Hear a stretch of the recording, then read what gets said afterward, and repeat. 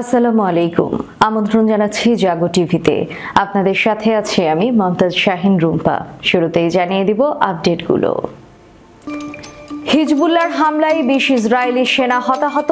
এদিকে হিজবুল্লাহর রকেটে ইসরায়েলের সুন্দর শহর লন্ডভন্ড, যেন এক ভুতুড়ে কবরস্থান।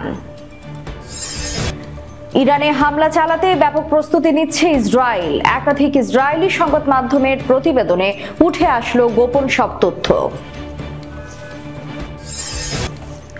অনেক হয়েছে আর নয়, ইসরায়েলকে অস্ত্র সরবরাহ বন্ধের আহ্বান ম্যাক্রোর, বিপাকে নেতানিয়াহু।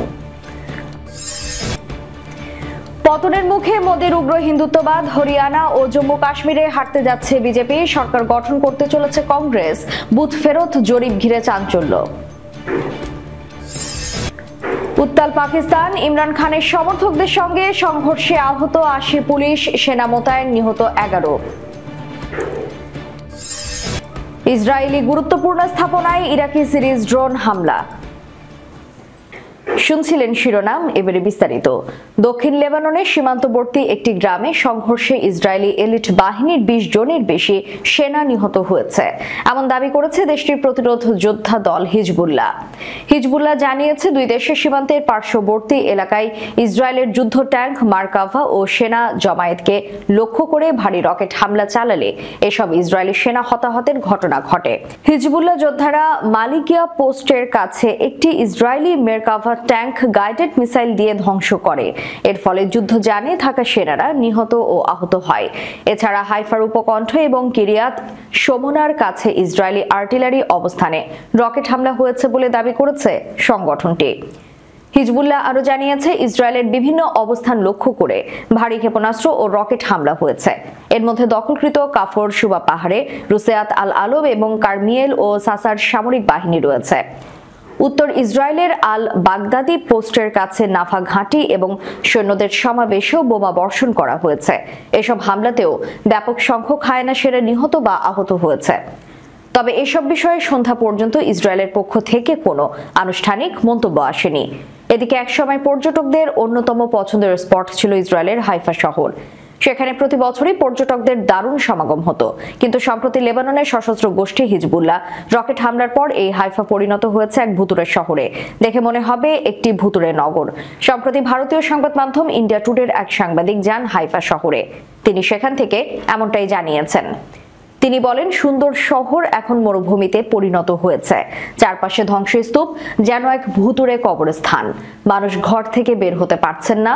হামাসের সঙ্গে গত বছরের 7 অক্টোবর সরাসরি যুদ্ধে জড়িয়ে পড়ে ইসরায়েল।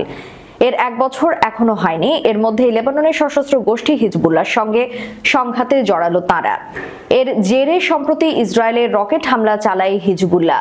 সম্প্রতি শতাধিক রকেট দিয়ে ইসরায়েলের হাইফা শহর এবং উত্তরাঞ্চলের অন্যান্য এলাকায় হামলা করে হিজবুল্লাহ। এতে হাইফা শহরের রাস্তা মরুভূমিতে পরিণত হয়। ধ্বংসস্তূপ এখানে সেখানে। পরিস্থিতি বোঝাতে স্থানীয় বাসিন্দা হাসকেল ইন্ডিয়া টুডেকে বলেন, পরিস্থিতি বেশ খারাপ। মানুষকে ঘর থেকে বের হতে নিষেধ করা হয়েছে। সাধারণত প্রতি শনিবার শত শত মানুষ বাইরে বের হয়। তারা বিভিন্ন রেস্টুরেন্ট এবং পাবলিক প্লেসে যান, কিন্তু আজ কেউ নেই, পুরো খালি। ওই শহর থেকে লেবানন সীমান্ত মাত্র 5 থেকে 7 কিলোমিটার দূরে বলে জানান সাবেক এই নৌ কর্মকর্তা। তিনি সেখানে পরিস্থিতি দেখতে যাবেন বলে বের হয়েছেন। ইরানে হামলা চালাতে ব্যাপক প্রস্তুতি নিচ্ছে ইসরায়েল। একাধিক ইসরায়েলি সংবাদ মাধ্যমের প্রতিবেদনে উঠে এসেছে গোপন সব তথ্য। ক্ষেপণাস্ত্র হামলার জবাব দিতে ইরানে হামলা চালাতে ব্যাপক প্রস্তুতি নিচ্ছে ইসরায়েলি বাহিনী। শুধু ইরানে নয়, লেবানন ও গাজা সহ অন্যান্য ফ্রন্টে বড় আকারে হামলার প্রস্তুতি নিচ্ছে দখলদার সেনারা। শনিবার 5 অক্টোবর একাধিক ইসরায়েলি সংবাদ মাধ্যম এই খবর প্রচার করা হয়। ফিলিস্তিনের গাজা, লেবানন ও সিরিয়ায় অব্যাহত হামলা ও হামাসের সাবেক রাজনৈতিক প্রধান ইসমাইল হানিয়া, হিজবুল্লাহ প্রধান হাসান নাসরুল্লাহ এবং ইসলামিক রেভলিউশনারি গার্ড কোরের একাধিক কমান্ডারকে হত্যার জবাবে গত মঙ্গলবার 1 অক্টোবর ইসরায়েলে বড় আকারের ক্ষেপণাস্ত্র হামলা চালায় ইরান। ইসরায়েল ওই হামলার সময় ও সুযোগ মতো সমুচিত জবাব দেওয়ার হুঁশিয়ারি দিয়েছে। সেই লক্ষ্যেই দেশটির সামরিক বাহিনী ব্যাপক প্রস্তুতি নিচ্ছে বলে খবরে জানানো হয়েছে। অবশ্য গাজা ও লেবাননে হামলা বন্ধ নেই। শনিবারও উভয় অঞ্চলে ব্যাপক হামলা চালানো হয়, এতে বেশ কয়েকজন হতাহত হয়েছে। শনিবার ইসরায়েলি সংবাদ মাধ্যম পাবলিক ব্রডকাস্টিং কর্পোরেশন জানিয়েছে, সেনাবাহিনী ইরানের মিসাইল হামলা শক্তিশালী জবাবের পরিকল্পনা করছে। যদিও তাদের মিসাইল আমাদের বড় কোনো ক্ষতি করেনি, কিন্তু এই হামলার জবাব অবশ্যই দিতে হবে। প্রতিবেদনে আরও বলা হয়েছে, ইরানের বিরুদ্ধে হামলায় যুক্তরাষ্ট্র সহ অন্যান্য দেশগুলোর সহায়তা পাওয়ার চেষ্টা করছে দখলদার ইসরায়েল। ইরানে হামলার পরিকল্পনা ঠিক করতে চলতি সপ্তাহে ইসরায়েলে যাওয়ার কথা রয়েছে যুক্তরাষ্ট্রের সেন্ট্রাল কমান্ডের কমান্ডার জেনারেল মিখায়েল কুরিল্লার। আলাদা প্রতিবেদনে হিব্রু ভাষায় সংবাদ মাধ্যম হারেস জানিয়েছে, ইসরায়েল ইরানের বিরুদ্ধে হামলার যে পরিকল্পনা সাজাচ্ছে সেখানে ইরানের পাল্টা জবাবের বিষয়টিও মাথায় রাখা হচ্ছে। অর্থাৎ ইরান আবারও মিসাইল ছুড়বে এমন বিষয়টি বিবেচনায় রেখেই তারা হামলার ছক কষছে। হারেজ আরও জানিয়েছে, ইরানে হামলার প্রস্তুতি হিসেবে গাজায় ইসরায়েলি সেনারা তাদের বর্বরতা বৃদ্ধি করছে। ইয়দিয়ত নামে ইসরায়েলের আরেক সংবাদ মাধ্যম জানিয়েছে, ইরানের বিরুদ্ধে হামলার পরিকল্পনা ঠিক করতে ইউরোপের কয়েকটি দেশের কর্মকর্তারা ইসরায়েলি প্রতিরক্ষা কর্মকর্তাদের সঙ্গে তেল আবিবে বৈঠক করেছেন। ইসরায়েলকে অস্ত্র সরবরাহ বন্ধ করার আহ্বান জানিয়েছেন ফরাসি প্রেসিডেন্ট ইমানুয়েল ম্যাক্রো। সেই সঙ্গে ফ্রান্স ইসরায়েলকে আর কোনো অস্ত্র পাঠাচ্ছে না বলেও উল্লেখ করেন তিনি। যুদ্ধবাজ ইসরায়েলকে অস্ত্র সরবরাহ বন্ধের আহ্বান জানিয়েছেন ফরাসি প্রেসিডেন্ট ইমানুয়েল ম্যাক্রো। সেই সঙ্গে তিনি গাজায় প্রায় 1 বছর ধরে চলা যুদ্ধের অবসানের রাজনৈতিক সমাধান খোঁজার প্রয়োজনীয়তার উপর জোর দেন। শনিবার স্থানীয় সংবাদ মাধ্যম ফ্রান্স ইন্টারকে এক সাক্ষাৎকারে তিনি এই আহ্বান জানান। ফরাসি প্রেসিডেন্ট শনিবার ফ্রান্স ইন্টার রেডিওতে এক বক্তৃতায় বলেন, আমার বিশ্বাস আজকের অগ্রাধিকার হলো একটি রাজনৈতিক সমাধানে ফিরে আসা এবং গাজায় যুদ্ধ ও হত্যা বন্ধে অস্ত্র সরবরাহ বন্ধ করা। ম্যাক্রোর এই বক্তব্য এমন সময় এলো যখন চলমান গাজা সংঘাতের প্রায় 1 বছর পূর্ণ হতে চলেছে। ইসরায়েলি বাহিনী গত বছরের 7 অক্টোবর থেকে গাজা নিরীহ মানুষের উপর আক্রমণ চালিয়ে আসছে। ফরাসি প্রেসিডেন্ট ঠিক 2 সপ্তাহ আগে প্যারিসের এলিজি প্যালেসে ওয়ার্ল্ড ডিউস কংগ্রেসের সভাপতি রোনাল্ড এস লাউডারের সঙ্গে বৈঠক করেন, যেখানে ফ্রান্সের ইহুদি সম্প্রদায় চলমান ইসরায়েল গাজা সংঘাত এবং অপহৃত ইহুদিদের পরিস্থিতি নিয়ে আলোচনা হয়। বৈঠকে ম্যাক্রো ইসরায়েল হামাস সংঘাত সমাধানের গুরুত্ব এবং অবশিষ্ট জিম্মিদের নিরাপদ প্রত্যাবর্তনের উপর গুরুত্ব আরোপ করেন। সূত্র দ্য জেরুজালেম পোস্ট। পতনের মুখে মোদির উগ্র হিন্দুত্ববাদ, হরিয়ানা এবং জম্মু কাশ্মীরে হাঁটতে যাচ্ছে বিজেপি, সরকার গঠন করতে চলেছে কংগ্রেস। বুথ ফেরত জরিপ ঘিরে বাড়ছে চাঞ্চল্য। শনিবার 5 অক্টোবর সেখানে ভোট গ্রহণ শেষ হয়। এরপরে বুথ ফেরত জরিপ ফলাফল প্রকাশ করে নির্বাচন বিষয়ক বিভিন্ন সংস্থা। এর মধ্যে পিপলস পালস জানিয়েছে, হরিয়ানায় কংগ্রেস 90টির মধ্যে 79টি আসন পাবে আর বিজেপি পাবে 26টি। বাকি আসনগুলো পাবে অন্য দলগুলো। হরিয়ানায় বিজেপি 24টি, কংগ্রেস 49টি এবং বাকি দলগুলো অন্যান্য আসন পাবে। রিসার্চ জানিয়েছে, এই রাজ্যে বিজেপি 27টি, কংগ্রেস 57টি, অন্যান্য দল বাকি আসন পাবে। অন্যান্য সংগঠনও কংগ্রেসকেই এগিয়ে রাখছে, যা নির্দেশ করছে হরিয়ানায় বিজেপির 10 বছরের শাসনের অবসান ঘটিয়ে সেখানে নতুন সরকার গড়তে যাচ্ছে রাহুল গান্ধীর কংগ্রেস। হরিয়ানায় যদি কোনো দল একক সংখ্যাগরিষ্ঠতা পেতে চায় তাহলে তাদের 90টি আসনের মধ্যে 46টি আসনে জয় পেতে হবে। অপরদিকে জম্মু কাশ্মীরেও 90টি আসনে ভোট গ্রহণ হয়েছে। সেখানে কোনো দল একক সংখ্যাগরিষ্ঠতা পেতে চাইলে 46টি আসনে জয় পেতে হবে। তবে নির্বাচন বিষয়ক সংস্থাগুলো জানিয়েছে, জম্মু কাশ্মীরে কোনো দল বা জোট একক সংখ্যাগরিষ্ঠতা নাও পেতে পারে। পিপলস পালস জানিয়েছে, জম্মু ও কাশ্মীরে কংগ্রেস ন্যাশনাল কনফারেন্স জোট পেতে পারে 46 থেকে 50টি আসন, বিজেপি 23 থেকে 27টি, বাকি আসনগুলো পাবে অন্য দলগুলো। দৈনিক ভাস্কর বুথ ফেরত জরিপে বলেছে, জম্মু কাশ্মীরে কংগ্রেসের নেতৃত্বাধীন জোট পাবে 35 থেকে 40টি আসন, বিজেপি 20 থেকে 25টি আসন, বাকি দলগুলো অন্যান্য আসন। গুলিস্তান তাদের জরিপে বলেছে, কংগ্রেসের নেতৃত্বাধীন জোট পাবে 31 থেকে 36টি আসন, বিজেপি 28 থেকে 38টি আসন আর বাকি দলগুলো অন্যান্য আসন পাবে। 8 অক্টোবর আনুষ্ঠানিক ফলাফল ঘোষণা করা হবে। ওই দিনই জানা যাবে এই দুটি জায়গায় নতুন সরকার গঠন করতে যাচ্ছে কোন দল।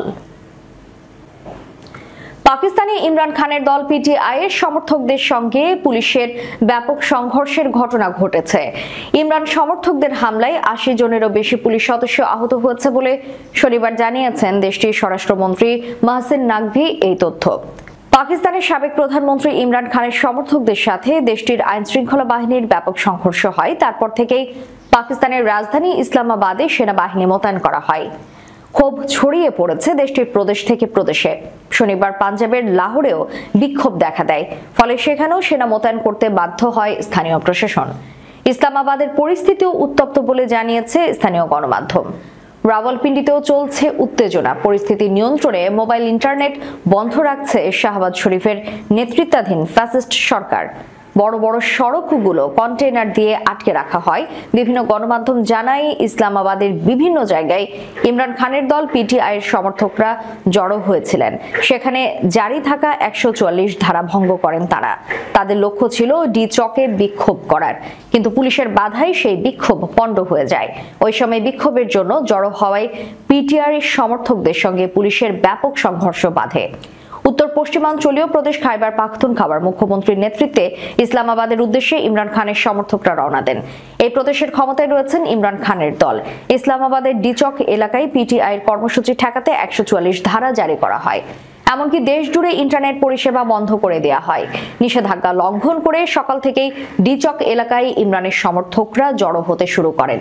এ সময় শতাধিক সমর্থককে গ্রেফতার করে পুলিশ।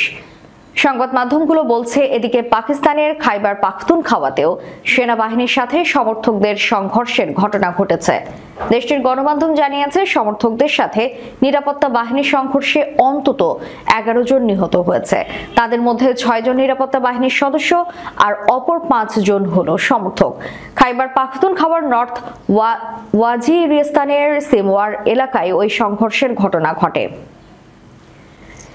ইসরায়েলের গুরুত্বপূর্ণ স্থাপনায় সিরিজ রকেট হামলা চালিয়েছে ইরাকের প্রতিরোধ গোষ্ঠীদের সংগঠন ইসলামিক রেজিস্ট্যান্স ইরাক এই হামলা চালানোর কথা জানিয়েছে।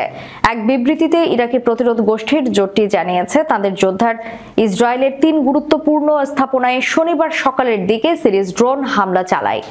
ইসরায়েলের বিরুদ্ধে ধারাবাহিক আক্রমণের অংশ এই ড্রোন হামলা। ফিলিস্তিনি ও লেবাননের জনগণের স্বার্থ রক্ষার জন্য এই হামলা চালানোর দাবি করেছে ইরাকের ইসলামিক রেজিস্ট্যান্স। ইরাকি প্রতিরোধ গোষ্ঠীগুলো জানায়, তারা ইসরায়েলি গুরুত্বপূর্ণ স্থাপনা লক্ষ্য করে ওই হামলা সামনের দিনগুলোতেও অব্যাহত থাকবে। হিজবুল্লাহ ইসরায়েলের হাইফাই রকেট হামলা চালায়। দর্শক, শেষ করার পূর্বে সংবাদ শিরোনামগুলো জানিয়ে দিব আরো একবার।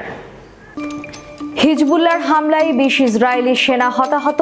এদিকে হিজবুল্লাহর রকেটে ইসরায়েলের সুন্দর শহর লন্ডভন্ড, যেন এক ভুতুড়ে কবরস্থান। ইরানে হামলা চালাতে ব্যাপক প্রস্তুতি নিচ্ছে ইসরায়েল। একাধিক ইসরায়েলি সংবাদ মাধ্যমের প্রতিবেদনে উঠে আসলো গোপন সব তথ্য। অনেক হয়েছে আর নয়, ইসরায়েলকে অস্ত্র সরবরাহ বন্ধের আহ্বান ম্যাক্রোর, বিপাকে নেতানিয়াহু। পতনের মুখে মোদির উগ্র হিন্দুত্ববাদ, হরিয়ানা ও জম্মু কাশ্মীরে হাঁটতে যাচ্ছে বিজেপি। সরকার গঠন করতে চলেছে কংগ্রেস। বুথ ফেরত জরিপ ঘিরে চাঞ্চল্য। উত্তাল পাকিস্তান, ইমরান খানের সমর্থকদের সঙ্গে সংঘর্ষে আহত 80 পুলিশ, সেনা মোতায়েন, নিহত 11। ইসরায়েলি গুরুত্বপূর্ণ স্থাপনায় ইরাকি সিরিজ ড্রোন হামলা। এতক্ষণ আমাদের সাথে থাকার জন্য ধন্যবাদ। আল্লাহ হাফেজ।